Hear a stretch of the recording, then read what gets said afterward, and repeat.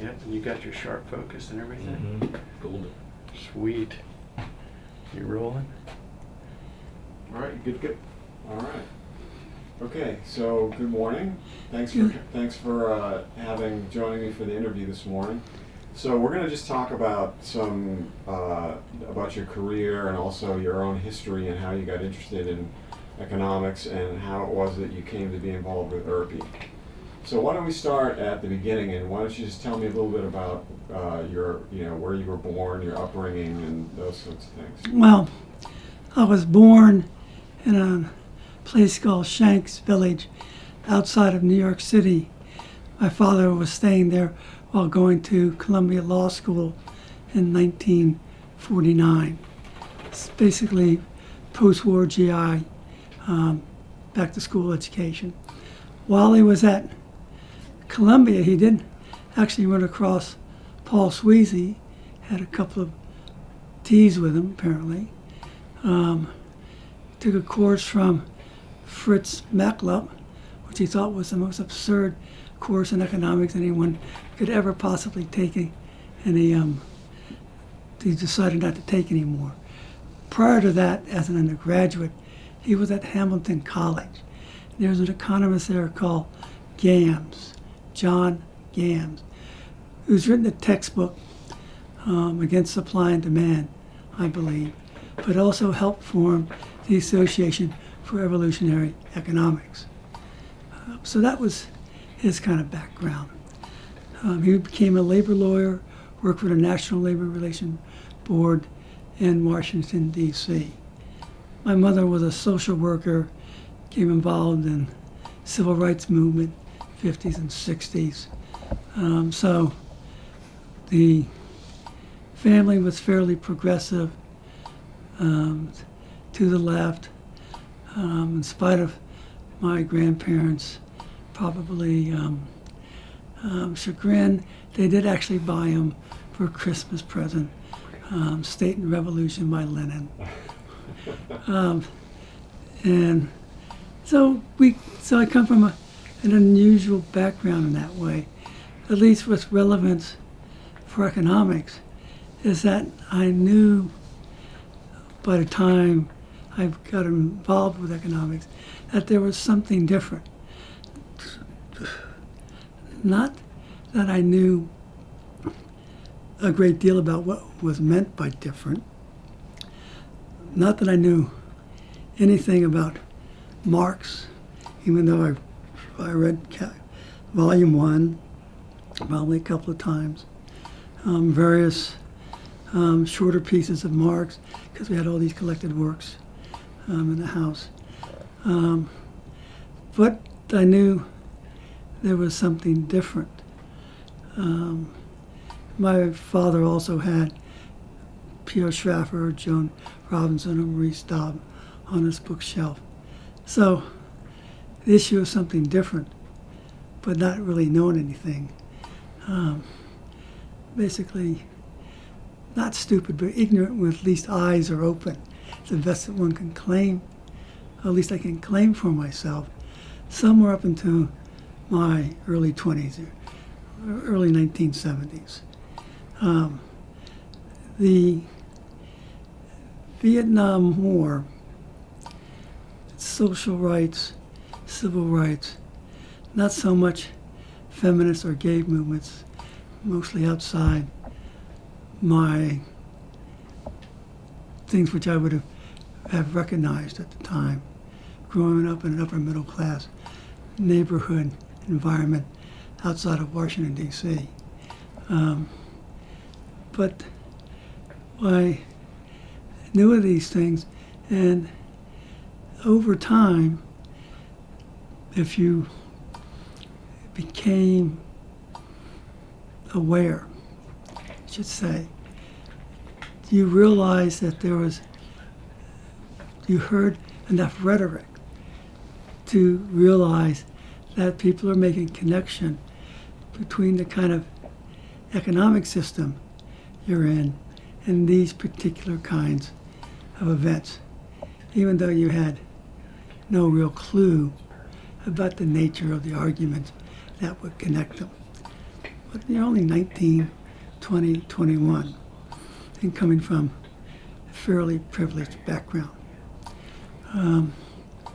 The more transformational process occurs, say it, after my second year at university, some reason which I can't remember, my interest in reading and intellectual inquiry took off at a rate which was 3, 5, 6 times more than the previous years. I should say, similar to what it was like before I became involved in sports in high school, things like that, which before I became a teenager with testosterone and all this crap. And so I became more aware. And I also at the same time became aware in philosophy.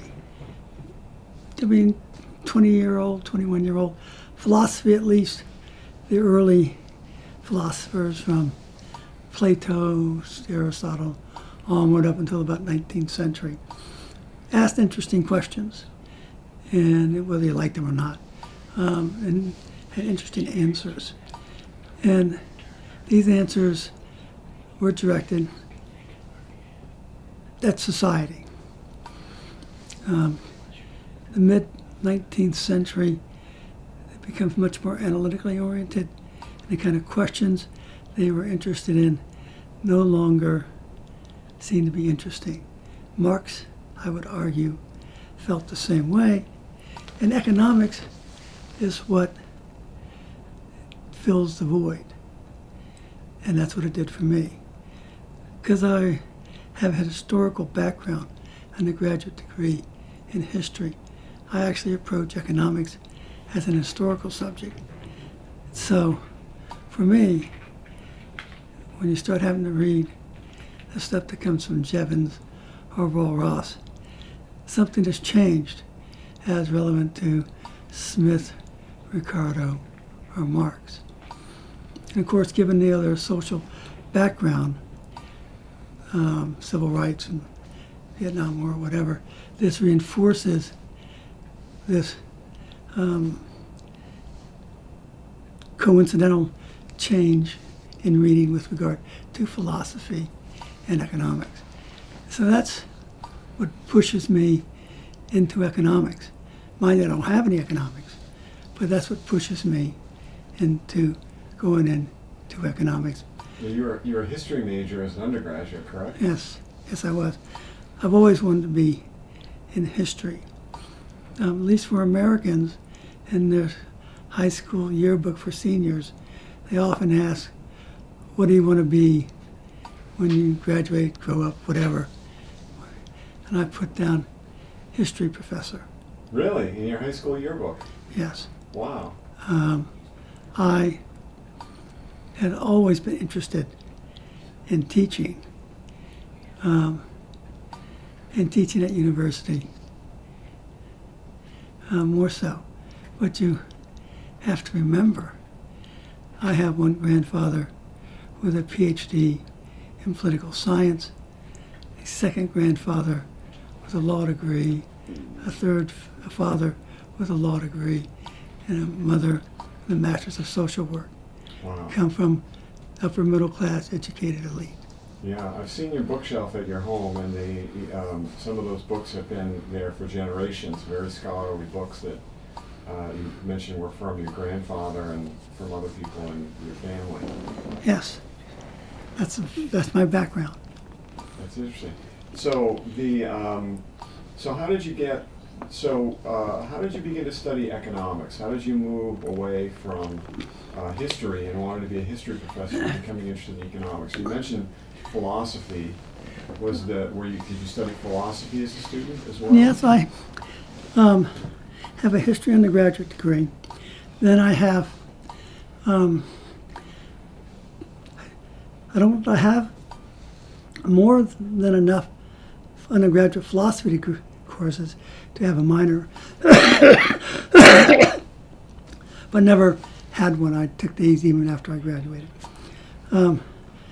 Basically, philosophy wasn't answering the questions, although some philosophy of science, Kuhn, Lakatos were interesting stuff. History was damn too easy. Didn't answer any analytical questions anybody in their right mind would want to answer. Why anybody would want to study that? Economics is that combination of analytical examination of historical outcomes of how the damn world works. And where else would you want to go if you wanted to explain this stuff? And that's, I think, you just bring that kind of stuff together. That's what drove me in economics. Now the question is, why heterodox, broadly speaking, non-mainstream versus mainstream? It's because I have a background saying that there's alternatives. So therefore, I was never subsumed by the mainstream as truth. Not that I actually knew why it was wrong or why the other stuff had more credence, but I was never indoctrinated so I could come in and ask questions, or better yet, I can ask my father. So let's talk a little bit more then about your economics training, because your formal training, it sounds like you had already read and been exposed to some of this material through your parents, and particularly through your father and his in his library. And so you then went on to Rutgers for your doctoral degree. No, let's got to step back before that. Okay. This would be 1973. Let's just say that. I started reading economics. I have kept a record of everything I've read from 1972 thereabouts to the present day. And I can tell you, you can see the transition to reading economics. So I wanted to read economics. So I get married. My wife and I moved to New York City. And by that time, I wanted to do economics. Don't tell me precisely when. So in the spring semester of '74, I take Capital Volume 1 class at New School and a class on theories of the business cycle by a guy named Kyler. Who taught the Marx class? There was a young gentleman from Yale that got killed in a car crash, Levine, and he got replaced by Mr. Roosevelt. I see. This is Heimer, I'm sorry, Heimer. Stephen Heimer. Stephen Heimer got killed in Yeah. an automobile crash, and Mr. Roosevelt stepped in to replace him. Wow, interesting. Didn't say that we got along that well. I was an opinionated idiot, but that's a Frank Roosevelt? no me. Oh. I was an opinionated idiot. Okay, so you were causing trouble in the Marx class from the beginning? Yeah, Okay. because I was totally ignorant. Okay. But that's another issue. Don't tell me you were raising issues with the labor theory of value even in the Volume 1 class. Indirectly. But like I said, this was based on total stupidity. I apologized to Mr. Roosevelt later on. Okay. But I still want to do economics. And not that I want to do mainstream. Not that I actually knew what it was, but that's... took a stat class, then went to Saudi Arabia for 2 years, where I started picking up through correspondence courses, intro micro, intro macro, things like that. And I come back after 2 years to Columbia. Columbia has an adult education program where if you spend the bucks and you're over 21 or something like that, you get to take the courses with all those other bright undergraduate kids from Columbia College, which aren't overwhelmingly bright. Mm-hmm. Just to let people know, who come up through alternative ways. Then I learned my conventional economics, at least as one as an undergraduate. Had a history of thought class from a guy named, a Russian economist. Starts with a K, I can't remember. Had a class with him. Had a class with John Eatwell on effective demand. He was at Barnard at the time. So I came away with a fairly decent undergraduate education. Not fabulous, but then I started from nothing. And Columbia can't make up for nothing. And then I got accepted to go to the University of Edinburgh. The following year, this would be 76, 77, 78, where they made claims about what they wanted to do, didn't match them. I stayed there a year. I basically learned all the economics I need to do, learned to go to graduate school that year, read everything. So when I went to Rutgers, I was far more prepared than almost anybody to sit into graduate school education, especially from a heterodox perspective.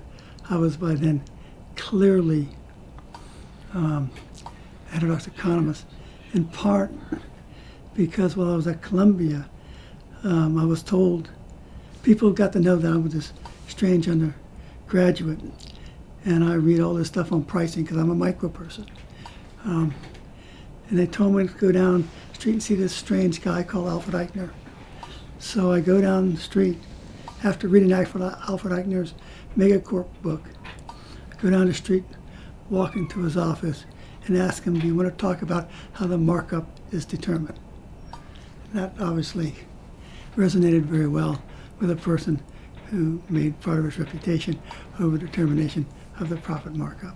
And this is at Rutgers, correct? No, this is at Columbia. Oh, Eichner was at Columbia, or was he? No, he was at Columbia. He was at teaching at Purchase. I see. He didn't come to Columbia until a year after I was there. But he was. Oh, so you went up to see him at Purchase, or you saw him in New York? I saw him in New York. I see. Okay.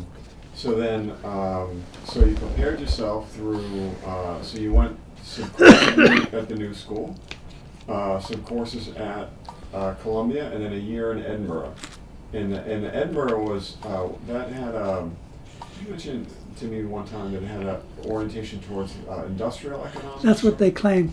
Never showed up. Really? And that's why I left. Okay. It was I was also unprepared for the kind of system it was, even though I knew it, even though I thought I knew it. Be as it may, I've never considered that year a waste of time. I spent that year reading articles and books and taking notes. Like I said, when I showed up at Rutgers, I was far, far more prepared than, generally prepared than any student. Only probably drawback was stats, a little bit for econometrics. But since I didn't think that there was randomness in the world, it made it very difficult to take stats in a kind of unbelievable grade, and certainly in the early 70s, where randomness was a requirement. Maybe things are different now, but that'd probably be my only real drawback, and probably some mathematics. But I took my linear algebra independently of all this, so I caught up on the mathematics I needed to. So let's talk a little bit about Rutgers. So you studied at Rutgers, and by that time Eichner was at Rutgers also? He came my second year. The people who were there my first year was Nina Shapiro, who was on my dissertation committee, Paul Davidson, Jan Kregel, a guy named Alessandro Mercaglia, who had just finished writing a book. We're getting it translated on Schraff and the Theory of Prices. Probably the first American to read it. And he was the first Italian in the United States to hear me say that I actually read your book. A guy named Sergio Paranella, who was there for a semester. A very strong post-Keynesian connection when I first arrived. Now the visiting people left. I mean, nature of the appointment. But Nina Shapiro stayed, had a great deal of importance to me in terms, especially about how to think about economics. She was very good. Alfred came, and then those were the two major points on my committee. There were a couple of others from the program, but How was your training there? Did you find it useful or? it was conventional middle PhD program training. Not as good as I would have wanted, but it was certainly in the micro. The micro could have been a little bit better, but it was adequate. I mean, other than going to set theory and whatever, it still covered the same damn stuff. So the theory got taught directly, but never critically. That's the only drawback to it. The macro, I skirted around. Davidson taught the first semester, and that was his take on macro, aggregate supply and demand, etc. Created a lot of general controversy in the department because there's clearly a transformational process into rational expectations and all this new classical stuff, which he didn't bring in. But if you're looking for something prior to that, it was fairly accurate and it was fairly good. And if you did a little bit of work in the class, then you knew precisely what was going on. So I basically knew coming out of that class everything that any, quote, post-Keynesian macro person would know about macroeconomics. This is independent whether you're Davidson, Minsky, or anybody else. It was completely thorough. The second semester was going to be on modern growth theory. My God, one of the most dull topics one could ever think of having to study. But I pulled a fast one and said, could I have my theories of the business cycle substituted, which I took at New School, for the second semester growth theories class? And they said yes. So I skipped out of modern growth theory, which that was a good thing. I skipped out of, you didn't have to take a second semester of econometrics, Bayesian econometrics. Now that was a mistake. I should have actually have taken that. But skipping growth theory, I think, was a good move. But in its place, I took a readings course from Jan Kriegel, and where he had me read, in part, the correspondence between Herod and Kriegel that had just turned up in volumes 13 and 14, and asked me to write about it because it dealt with the Oxford Economist Research Group. I did so as the class project, refined it, submitted it to the Oxford Economics papers that following fall, which got accepted, top 25, a publication in a top 25 journal. I don't know of any, I could be wrong, but I don't know of any heterodox economist of my age, of my time, who actually did something like that. I was lucky, but the point is that I got tremendous advice from an advisor. I could actually write something and send it to the right kind of journal, who editor would be absolutely interested in such a topic. So, what was Al Eichner's influence on you, do you think? Well, aside from somebody doing micro the way I'm doing it, which is almost impossible to find anywhere close to these even today, those who want to do micro and see micro not as simply theory of the business enterprise or something, or theory of price, but something which is like a neoclassical view of microeconomics, have a general framework about how we see the overall economy. Al and I were on the same page. So it's different parts of it, but self-reinforcing and supportive. So that was very good. We had different interests. He was obviously well, I like input-output like that format. He has to come up to appreciate it. He knows other things which I'm not aware of, which I have to come to appreciate. We have these kinds, not issues, but things that we have to deal with. So that's one aspect. The other aspect is something which people don't want to really appreciate, is that if it wasn't for his efforts to promote post-Keynesian heterodox economics, but mostly post-Keynesian, it wouldn't exist. In that he did it not because it would benefit himself, but would benefit the larger developing community. And that's, in large part, what I picked up from him.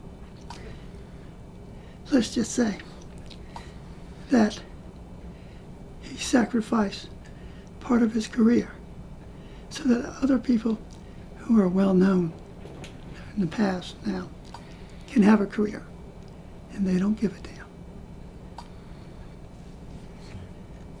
So let's start talking about your work a little bit now. Why don't you start with maybe your doctoral dissertation and the themes that you developed in there, or? Yeah. Well, no, that's the place to start. Okay. Let's just say that my doctoral dissertation started off like everybody else's, trying to write about the world in 300 pages or less. And that you bitch and complain every time your advisor says, well, you got to cut something out here. Students don't seem to realize that all of us have done this, so we talk entirely from experience. We're not after them. But so I wanted to write my dissertation on post-Keynesian microeconomic theory. I was going to write the definitive text. It became obvious. I mean, they didn't have to do much pushing as you actually had to make a decision about how you're going to write, what are you going to write about. It comes down, it falls off very quickly. But that point forms the total background of everything I do ever since. So the beginning point of my dissertation is the beginning point and end point of my theoretical agenda. So I cut it down. Eventually, I get it to the history of full cost pricing. The issue is that certainly at this time, when you talked about microeconomics, we're still very much associated with the neoclassical world, so it's price theory. Micro and price theory coinciding a great deal. So clearly how one talks about how prices are determined form a particular theoretical agenda within neoclassical theory and post-Keynesian, whatever. So full cost pricing, which is a component of the development of post-Keynesian price theory, is simply part of that. And the reason it's full cost pricing as opposed to administered prices by Gardner Means is because Jan Kregel made me read Harrod and Keynes's correspondence, which took place in the context of the Oxford Economist Research Group, which is my first article. So that's why that particular one. So I write a historical thesis, but it's not a historical thesis the way people write historical thesis today as being historiography with no connection with anything about contemporary theorizing. All of mine was directed towards showing that full cost pricing develops into an alternative theoretic understanding about how prices are set, alternative to the mainstream. And that's obviously part of my agenda. So that's how my thesis comes out. The novelty of it is that it's the first thesis that I know of that combines oral history, archival research, um, interviews, quantitative data, which a third to a half is generated new for the thesis, as opposed to being already generated otherwise. Stuff which people start to take for granted these days, which in economics, which didn't exist when I did it in 1980. And still people don't fully realize on these weird people who, with different kind of backgrounds that come into economics, who actually draw upon all kinds of research methods, which economists aren't aware of. And use them, don't use them very well because they don't have any real training in them, but they know about them, and do adequate jobs. People, instead of claiming, well, I've done all this really interesting stuff in the 1990s, 2000, should be a little bit more humble. Say that people, maybe they were not very good jobs back in the 70s and 80s, but they were jobs which did not utilize econometrics, for example, but alternative methods. Be a little bit more humble. There must be another dozens of people like me out there who picked up alternative ways to do this work, to achieve an answer where the conventional methods weren't appropriate.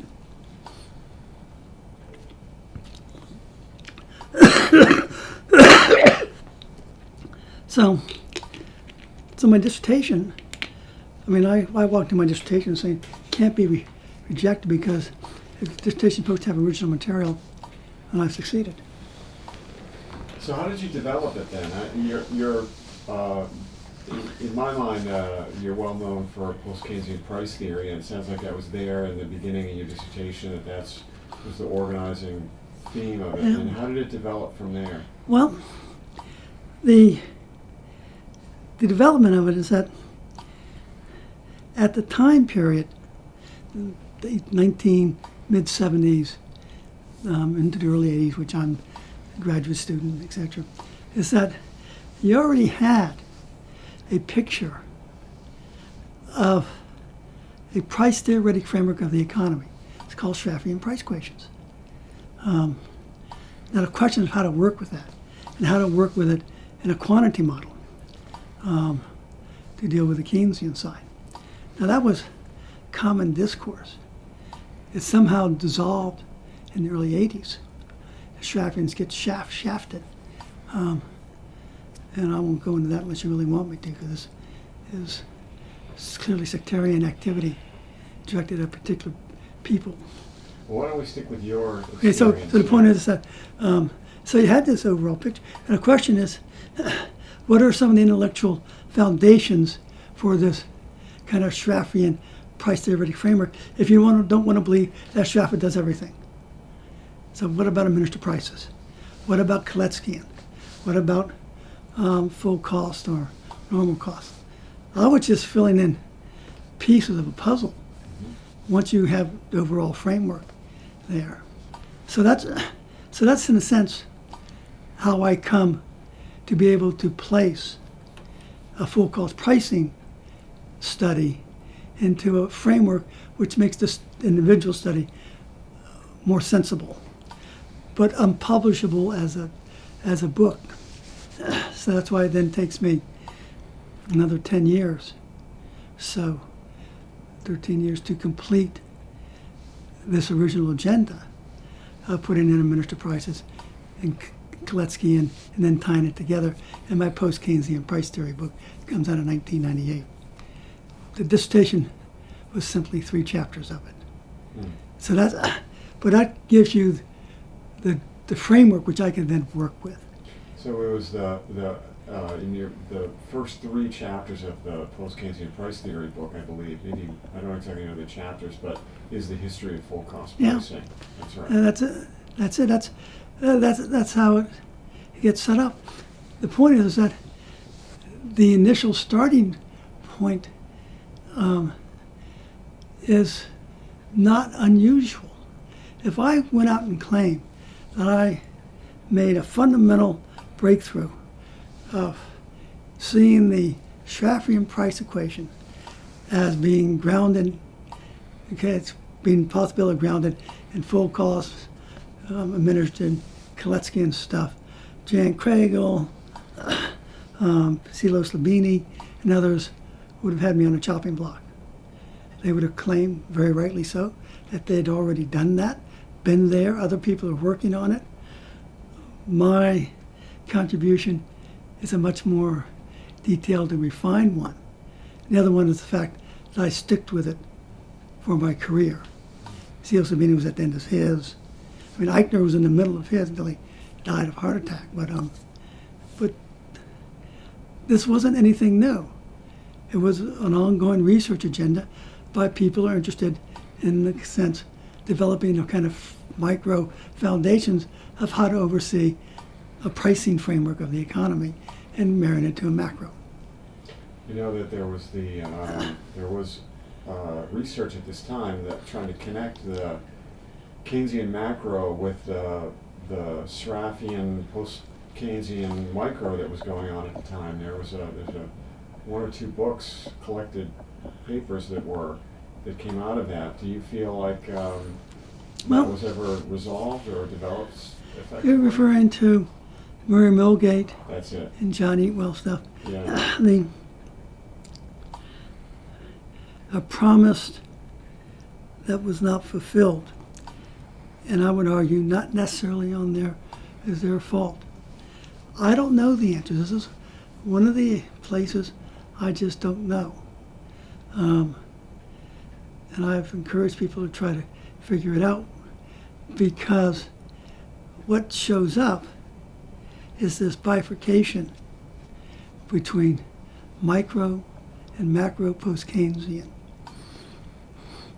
And somehow those who don't like any kind of micro Schaffian input, output, whatever, attack the Schaffians as being equilibriumists, Schaffer as being equilibrium. Maybe some of the Schaffians love equilibrium, but there's no necessary component of equilibrium in Schaffer. And even if there was, who gives a damn? You can always change this stuff. That's what the mainstream does. If they don't like what Samuelson does, they go out and change it. They say they want to do this with it. We have people who believe in religious doctrines and saying, well, this is because if somebody said it, that must be true. So this occurred at this time. And I don't know the answer, but I do know that the number of people interested in any aspect of micro, utilizing subject areas that you would find in conventional micro, but dealing with them from an alternative perspective.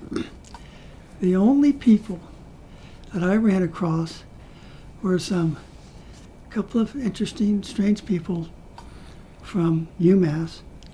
I think I ran across somebody from New School, Ray, somebody back in the 80s, maybe somebody from American U, but there was no systematic development of such kind of students. And that was it. Well, all this macro stuff comes out. So I'm at a loss, actually, to explain what was going on. The only claim I can make was that set back heterodox economics 15 years. Instead of having co-equal development, sectarian development set it back at least 15 years. And by sectarian development, you mean the sort of the bifurcation of the macro and the micro, and subordinating the micro under a large within that larger post-Keynesian project. That is absolutely correct. That's what I mean by sectarian.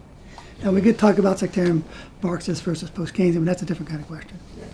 Let's since we do have a limited amount of time, let's. No, we don't. Okay. I want to ask you a couple of questions about now. know very well your commitment to trying to improve the lives of working people.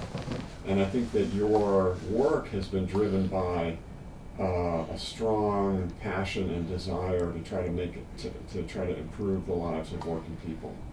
So can you tell me a little bit about the connection between your work, your research, and your larger political commitments, or your... Well, this is interesting. On one hand, you could say that it's fairly tenuous. I'm an academic who has lived mostly an academic life. And that's true. And I don't find that a problem, because unless you believe that I don't exist in the real world, then my teaching of students, just like training of students for training on the job or anything else, is part of helping them cope with the real world. That affects people in the real world just like anybody else does. So we're not separate from the real world. Those who want to make those claims actually want to deny the capabilities that academics have, whether mainstream, non-mainstream, whatever, to affect the world, especially the non-mainstream, because they never want to reject the notion that the mainstream, however defined, can affect what the world's like. They just want to make sure that we can't. So in that sense, I've always felt on an ongoing day-to-day basis, I have as much impact on ordinary people in the world as they live their lives as anybody else does. So in a sense, I reject the basis of such a question. Now, those who are activists do like to downplay academic roles. I think it's unfortunate. I think it's a form of invidious comparisons. We have better paying jobs, more control, in quotes these days, but whatever. And we don't seem like we're informed. And that could be a real good reason to be critical of academics. The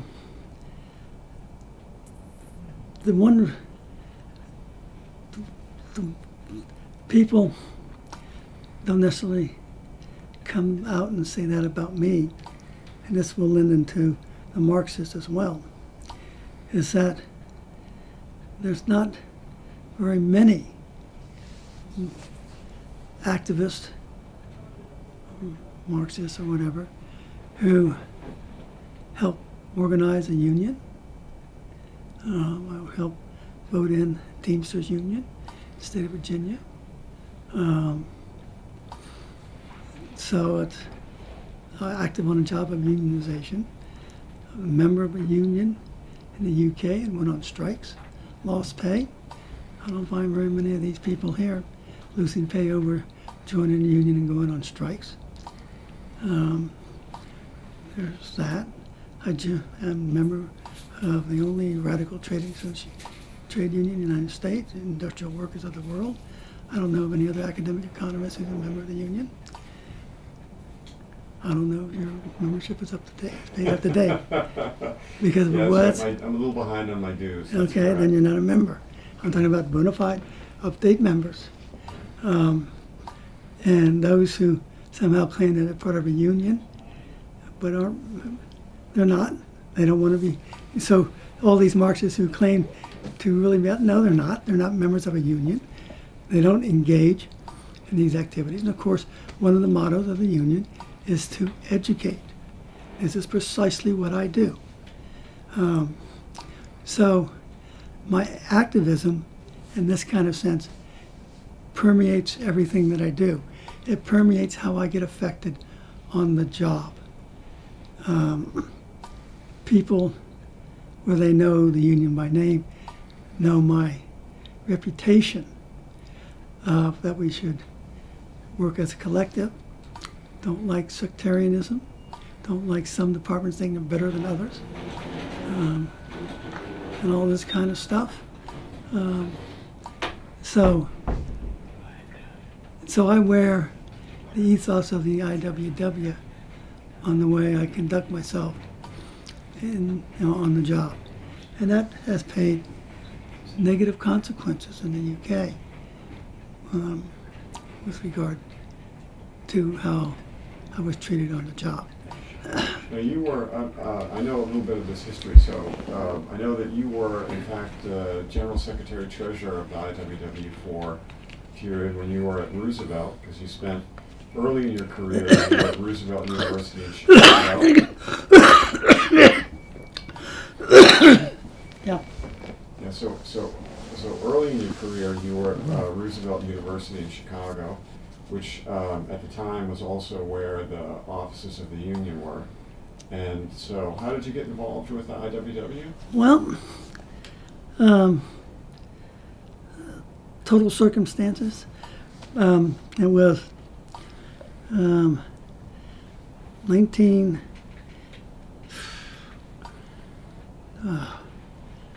goodness gracious, it had to be somewhere around 1984.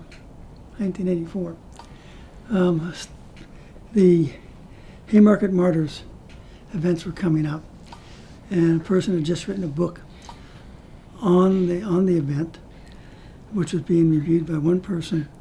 It was Avery's book on Haymarket, being reviewed by another person who was writing also a book on anarchism in Chicago, and it was being also reviewed by a guy named John Becken, who was a Secretary Treasurer of the IWW. I went to it. It was one of these interesting meetings that they used to have in Chicago of strange people from the non-mainstream of anything getting together and listening to people talk.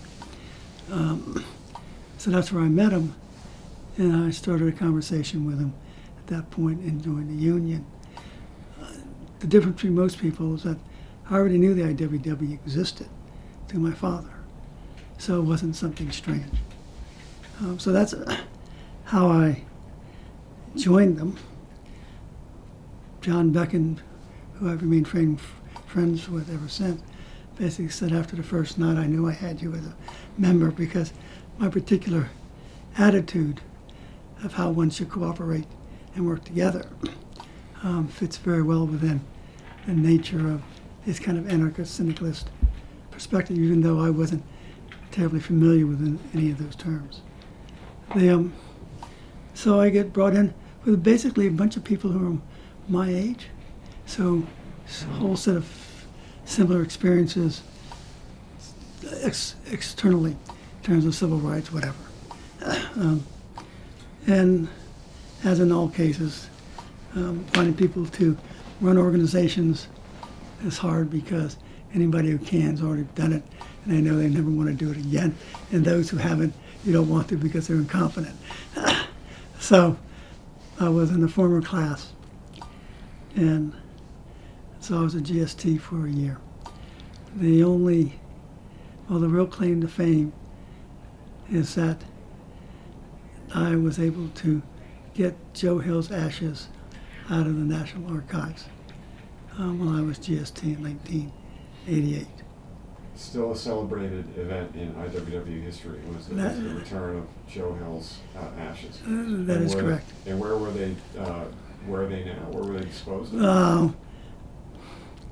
They were disposed of. Not entirely sure. Time all that was done, I was out of country and teaching in England. I see. So I'm not. You're in the UK. Yeah, so I'm not entirely familiar. And IWW calendar for 2015 will carry information about this because it's the 100th centenary of his execution. For some reason, I believe that they interred his ashes at the Waldheim Cemetery with the Haymarket Martyrs, but I don't know that. No, they couldn't have interred them there. They're not interred there. They could have been spread there. I see. As opposed to being interred. I see.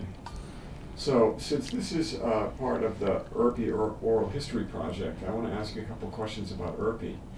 When did you become aware of IRPI? When did you become involved with IRPI?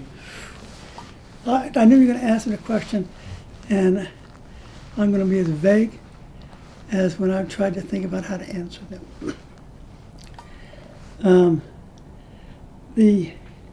I cannot remember when I became aware of ERPI, although it had to be somewhere around 1980, 81, when Michelle Naples was hired into Douglas College. It's a women's college at Rutgers.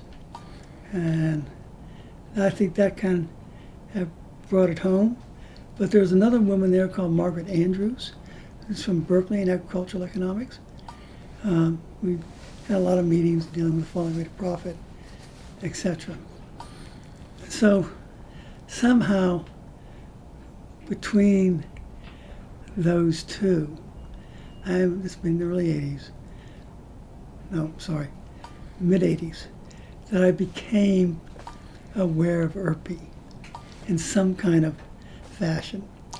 When did I join ERPI? Probably around 1986. I can't be sure. And I think part of the rationale was that if I'm going to ever think about submitting articles to an association, to a journal, I should actually belong to it.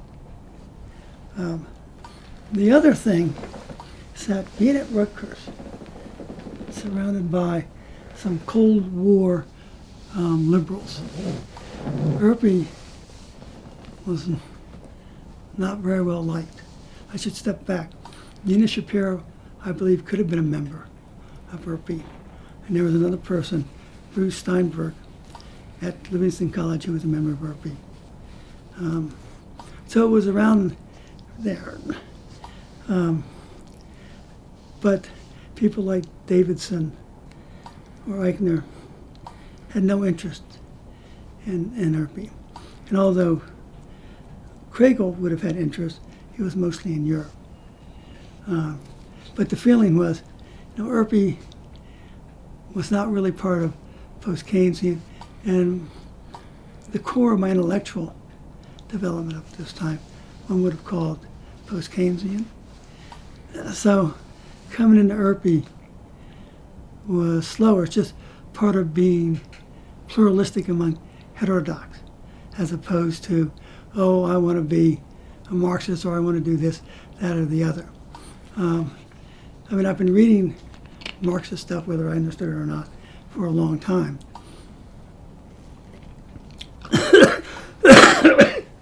But, so in doing that, having a notion of a class economy, class system, which you don't get per se out of post-Keynesian, and certainly not in the same way out of institutionalists, but I have to say it comes from a Marxian background. So one could say that Marxian categories and forms of argumentation, class conflict, was always there. But because I had this strong Schraffian development, it was always mutated by a Schraffian interpretation of it. Just because you don't have a labor theory of value doesn't mean you don't have a world in which capitalists determine how much profit is being generated by their own interest. Maybe articulated differently. So we're working in the same world, we're just arguing about it differently in a sense. At least that's the attitude. So I would say I was always engaged with Marxian argumentation, just like I was always engaged with post-Keynesian or Schraffian or various kinds of institutionalists. And as I got older and other heterodox approaches, they were just brought in to help develop a way to answer a set of questions. So it makes it a very amorphous answer. How did I come into ERPI? But what I can say is that in coming into ERPI meant that I considered ERPI on par with any other heterodox approach, which is not an attitude which you would normally get. So I'm an unusual person. Aside from early people who are like Bill Duggar, oh, who's that guy at Utah? Howard Sherman, E.K. Hunt. E.K. Hunt, who come in with Marxists into institutionalism or social economics or whatever. I basically redo the reverse later on, come in with post-Keynesian and then Marxists and things like that. Never thought them separate, and many, I would argue, many of the early post-Keynesians didn't have this attitude. It was, let's You're not thinking say, about Joan Robinson and that generation? no, I'm talking about young people in the 70s who were Oh, I see. in their 20s and early 30s, never had these kind of sectarian problems. This stuff emerges in the 80s, and again, I don't know why it emerged in the 80s. And certainly you find it very strong in the UK. You mean the divisions between All that's, radicals and Marxists and post-Keynesians? yeah. I see. Okay. So I don't know the answer. I can tell you descriptive histories, but that didn't answer anything. Mhm. So I don't know. By the time, well, I should say, is that ERPI, from the beginning, at least as far as I can tell, this would be the mid-1980s. I'm out there wanting to give papers at conferences. ERPI is up there straightforward and say, yes, you can have a session on post-Keynesian microtheory. We want to cover this stuff. Institutionalists, you would never get anywhere. If I want to give a post-Keynesian microtheory, institutional economics, forget it. Or at least have to be some institutionalists in there. And ERPI was by far, and still is, the most pluralist association when it comes to developing theory.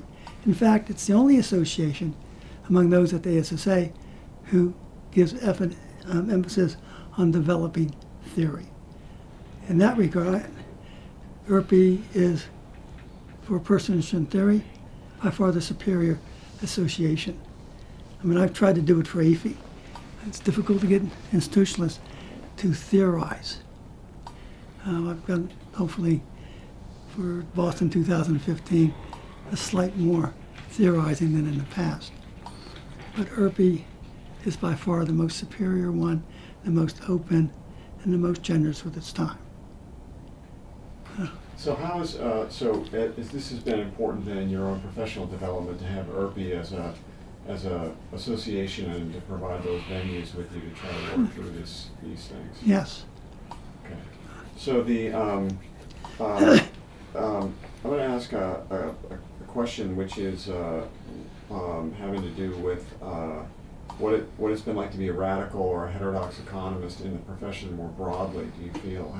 How do you feel that that's been a challenge? In what degree has it influenced your life as an economist? Well, okay. We knew it was going to be a problem. I mean, anybody who had come up in the 70s, heard tales, whatever, knew it was going to be a problem if you're a heterodox economist.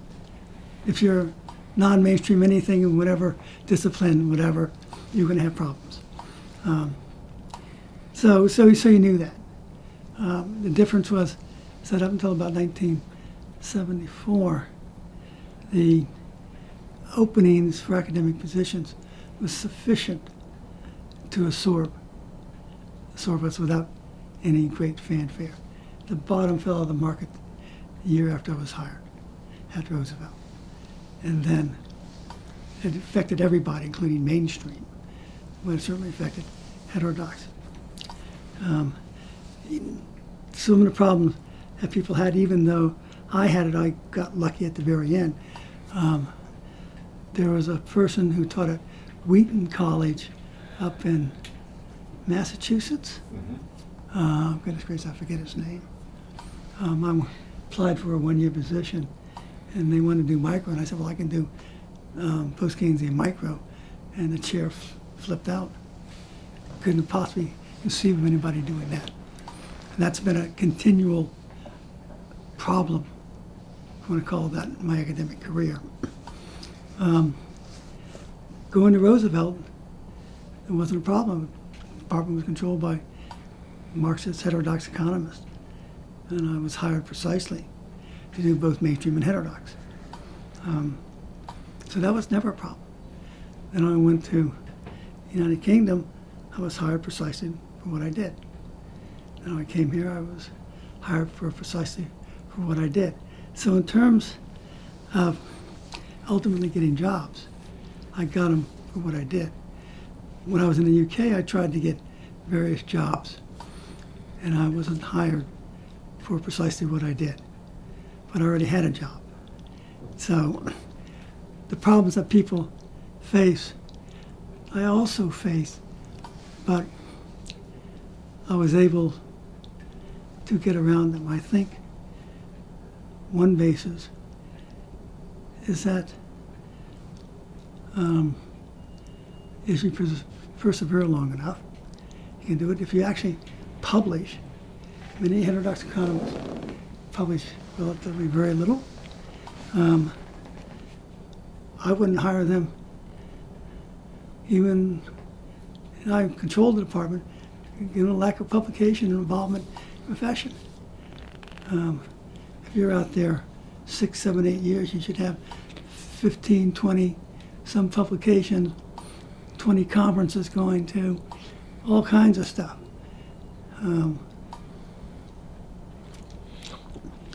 You should have all that.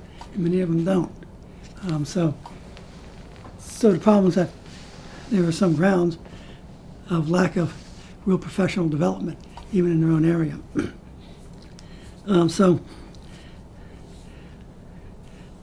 But there's still clearly that you get outright discriminated against if you're a mainstream, and I've written about this extensively.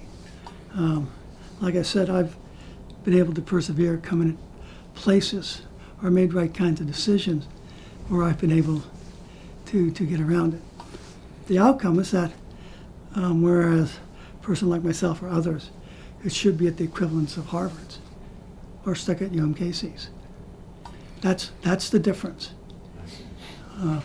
So let me, I want to ask you, I want to get back to the theoretical issues one more time, which is, we talked about the development of your theoretical work from your dissertation through and your post-Keynesian price theory book.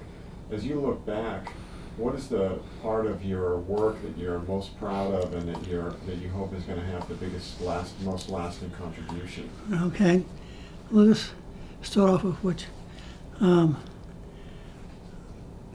part of my work, which I don't say I'm not interested in, but it's not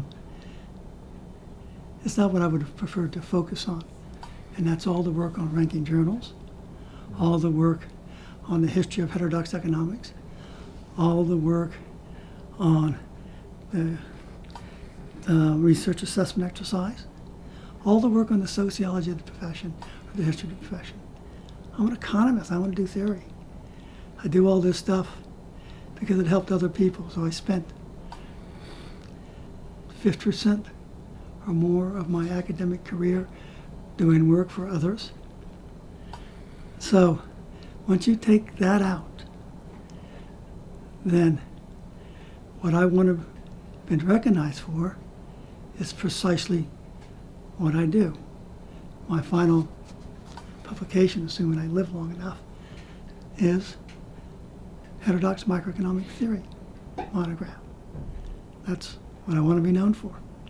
Or, I mean, not only this book in 1998,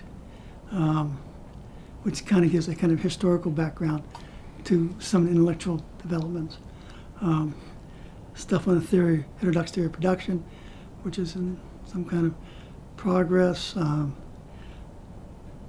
It's history, post-Keynesian, heterodox microeconomic theory, dealing with theory about how one theorized about how a capitalist economy works at the micro level to provide the basis on which one can also do what I would call macro. So there's no distinction between micro and macro. We're just doing economics. I just happen to like these certain things put together in a particular way, and others like other things, with no intellectual sectarianism between them. That's what I want to be known for. What I will be known for is the fact that since I'm not sure I can get this stuff done, is all this stuff about ranking, which the irony of it is that people say, oh, I love this ranking, would somebody else please do it? So they want to have their own career, have somebody else do the work, which will ensure that they actually have a career. Because the work that I do, almost nobody else seems to do it. The work that I do, I get thanks saying, gee whiz, because of you, I was able to get tenure. Well, if that's the case, then they should spend the next 20 years of their lives working for me. So I want to ask you, you use the terms, you talk about post-Keynesian micro, and you talked about heterodox micro.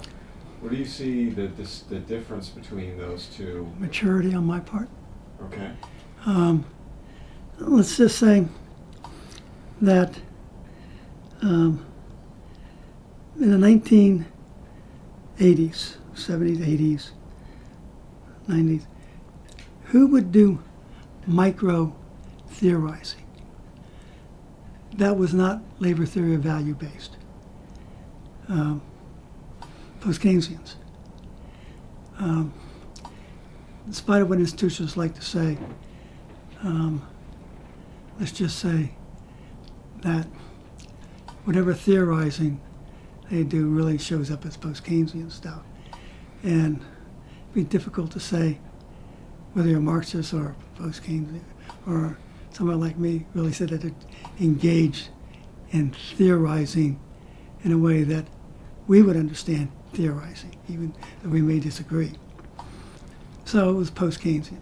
But as it became more conscious, more mature, in terms of recognizing the different aspects of the development of theory, the different components can be drawn in different ways from different approaches, then I've become consciously to recognize in fact that if I have class as a way to help set up this economy I'm dealing with, then I'm not post-Keynesian. I'm a Marxist. Even though post-Keynesians would say they have class, the others are fine. That's about 100 years too late to claim that you have class and nobody else does. So in these kind of sense, I became more aware of the appropriate contributions made by others, and hence change it to heterodox.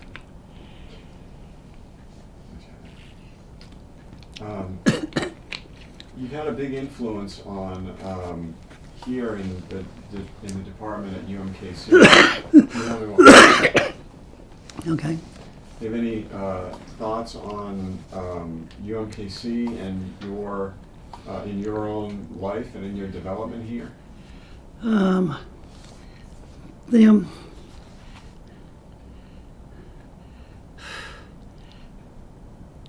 The impact of myself on UMKC. Or the impact of UMKC on you and your career here. Well, let's take that one first to make it, because that can be dealt with much more straightforwardly. I'm a micro person, so what possibility can UMKC, who consider themselves macro, have on a person like myself? And the answer is chartless theory of money, which I knew about long before I came here, but through listening to Randy or Stephanie, made it clear to me that I've been basically intellectually a sloth for 30 years for not bringing the stuff together where I should have done so much longer beforehand. And so it helps me put together a more comprehensive framework of the general economy as a whole, whether it wasn't for Randy or Stephanie or some students like Zuthka or others, it wouldn't have been done. So I consider that a major impact, but it's a major impact in a particular kind of theoretical, conceptual way.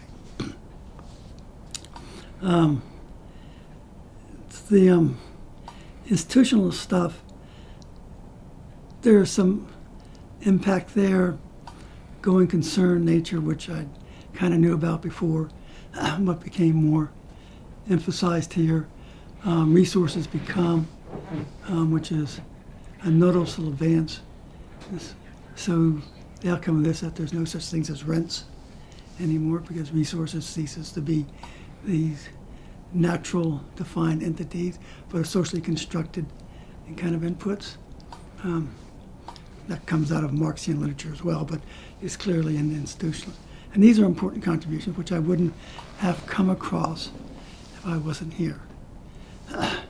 So these are the ones I can trace to coming here from my colleagues. My impact,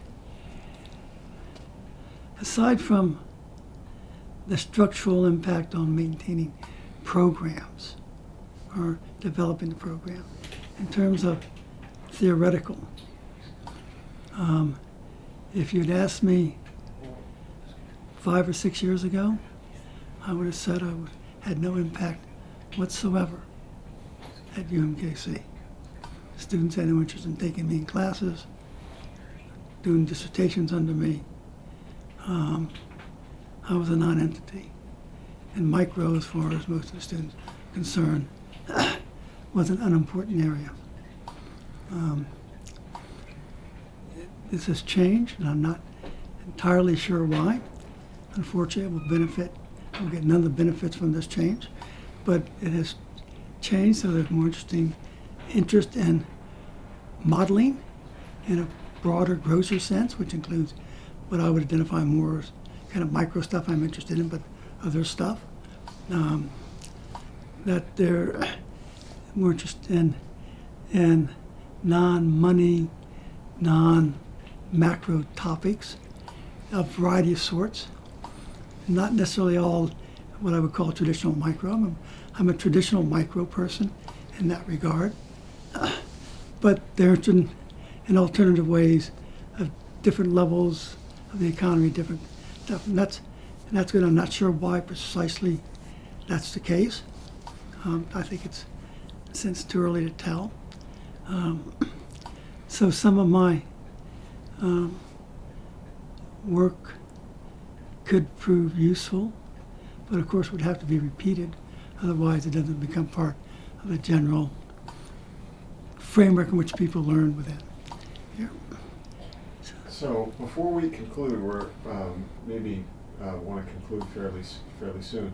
Is there anything that I haven't asked you that you want to discuss?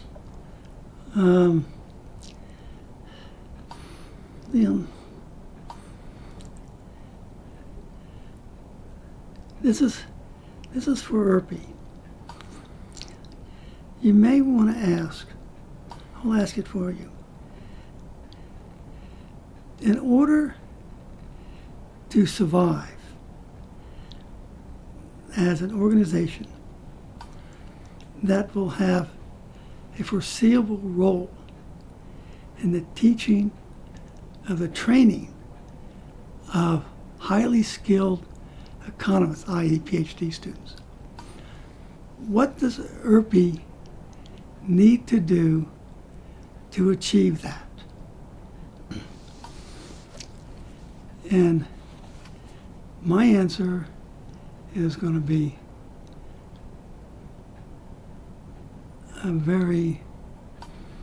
an answer which people may not want to hear. All the emphasis on activism outside, someplace doing something, is fine.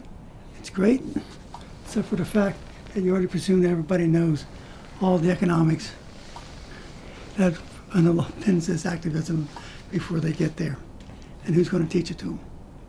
The answer is nobody, unless they're trained as PhD students who become teachers.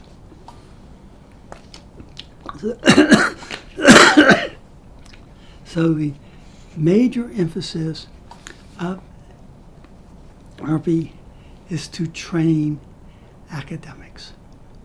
That's its major purpose. And the only way that you can train them is to develop primarily PhD programs and secondarily MA programs and BA programs as feeders. If they're not interested in developing these sorts of programs, then they might as well just quit, because there'll be nobody there. That means it needs to provide ways to provide funding for doctoral students to enroll in doctoral programs that actually teach heterodox economics, not neoclassical Marxism, not something predicated solely on game theory, not something which is all mathematics or econometrics, something which may actually have them actually read not just Marx or Rosa Luxemburg, but also require them to read a whole range of heterodox stuff, which is not this wishy-washy stuff you get out of some places, but some real serious stuff. But the point is, there should be a mechanism in ERPI to generate such funding so that students can go to school, wherever this program exists, to get that. And on top of that, those who teach in these programs should have, in a sense, first rights to publication. So you teach at a small college who turns out one person, if they're lucky, every 10 years who may go on to a PhD program. History. Are what these people actually write terribly important? So are the people whose writings are important are the one who trains the PhD students. And they should be given first access. These are the important people. I'm not justifying how this comes out. But the point is that these are the people who are affecting the given crop of students that we have. And these are the ones who need to be supported. This is not a popular one. It's certainly not an egalitarian one. But it's one that ensures that those who publish and teach the students that become the next generation of the teachers and researchers that influence the attitudes and interests of ERPI get promoted. And that is what's important. That's the kind of question that ERPI should be asking. All right, well, I think we've covered a lot of ground here. Should we conclude? It's 10:30. That session starts at 10:30, right? That's correct. I won't make it there before 11 or whatever. I'm not. If I make it there towards the end, that would be fine. But I'm not pushing. I was never pushing it to go to it at the beginning. Okay. So if you have a question that is kind of your favorite bugaboo that you might want to ask me. No, I think, I got, I asked the questions that I wanted to ask, and I think, I wanted to give you the opportunity to ask a question there at the end, too, which you were able to ask and answer about what ERPI should do. So, I would certainly want to reemphasize is that I've found ERPI to be the most open, theoretically, association that's existed in the last 30 years. If it wasn't for Paul Davidson and the rejection of the forming of an association for post-Keynesian economics, that could have been a possibility. Fairly small one, but that could have been a possibility. And if Rope had done something like this, that would have been of interest too. Mm-hmm. But they didn't. I would suggest that if IRPI develops its 50th year anniversary, you could ask a question: if it wasn't for IRPI, would there be any post-Keynesian economics left? Because where did all the young post-Keynesians get their chance to deliver papers in the 1980s? It certainly wasn't through post-Keynesian economics or through AFI. And certainly not until the latter 80s, early 90s in the UK. You can read about that in my History of Heterodox Economics. But the point is that IRPI provided something that nobody wants to acknowledge, and it should be emphasized. And the fact that there is some notion that the sectarian nature of IRPI, let's just say that the sectarian nature of whatever it is, and there's aspects of it there, is far less than found in the other associations. I think that is what endears, that's what IRPI people find endearing about me. They know my theoretical position, but it's immaterial. And something like that should be emphasized. There must be others in other areas which intersect with IRPI and other heterodox associations, which you could emphasize. IRPI doesn't promote itself well enough and are poignant enough to deal with this stuff.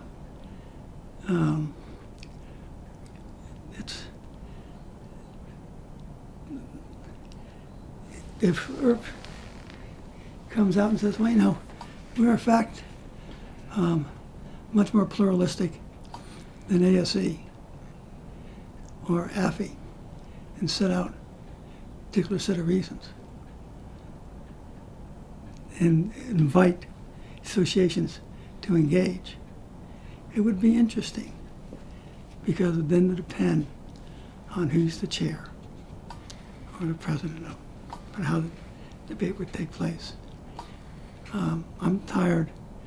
My fear is that all this work I put in to developing a heterodox framework can be destroyed in a few years by those who want to be sectarian. And people from this program are not immune to that. Off the record, the discussion about changing the qualifying exams to get rid of the interdisciplinary part seems to emanate from some interest among students that they don't want to be interdisciplinary. And of course what we mean by interdisciplinary is that you damn well better know feminism, Marxism, post-Keynesian, whatever. They want to remain sectarian. So it could come from people coming out of UMKC. It's very difficult to tell people that maybe your framework is too narrow. I had more of a predisposition towards broadness, but I could have been perhaps attacked in the early 80s of being too narrow. One's not perfect, and one can certainly live and learn, and I certainly have done that. So, pluralism and that you've been a strong advocate for pluralism, particularly in the last 15 years since pluralism has become more of an issue. Do you want to talk a little bit about pluralism and the value of pluralism? You sort of have reached into it there. Yeah. What I meant by pluralism was the engagement of alternative theories. What I don't mean by pluralism is that a whole bunch of different theories can just be there. For me, pluralism says that you're tolerant. Doesn't mean that the various components of the different frameworks actually are coherent or have any substance. They should be dismissed. One can say, yes, I should need to listen to Marxism, feminism, etc., draw from what I can. Doesn't mean that what they're saying is right. Pluralism is often used as a way to legitimize one's pet viewpoints and never have them called into question. So I make that kind of distinction between what people like to talk about pluralism and being open to alternative frameworks and getting rid of the crap that's in frameworks, whether it be post-Keynesian, Marxism, whatever, I don't care.